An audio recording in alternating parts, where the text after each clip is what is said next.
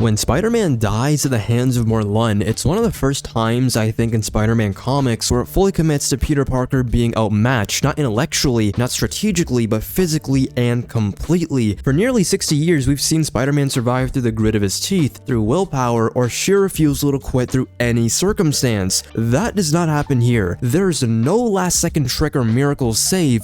Morlun hunts Peter, kills him, and he dies in Mary Jane's arms. But when his body is taken to the morgue, it just vanishes. And then we see under the George Washington Bridge, Peter's body spun a cocoon and sheds its skin. The imagery is very deliberate. Spider-Man doesn't come back through science. He molts. Inside the cocoon, Peter is forced to confront something very uncomfortable. Morlun didn't destroy Spider-Man. He destroyed the part of Peter that kept trying to suppress the spider within. When Peter emerges from that cocoon, he isn't just healed, he's faster, more instinctive, and armed with new abilities, and now directly tied to the web of life and destiny as an avatar of the other, one of the many spider totems bound to a cosmic system of predators and prey. It reframes Spider-Man away from pure choice and the idea that anybody could be behind the mask, and towards nature and destiny. Peter's morality isn't what gives him strength anymore, it's what restrains him. And once that idea exists, it lingers. Because if Spider-Man is stronger when he stops holding back, the real question isn't how far he could go, but why he never does. And maybe that's why the answer doesn't come from Peter at all, but it comes from his clone, Kaine Parker, a Spider-Man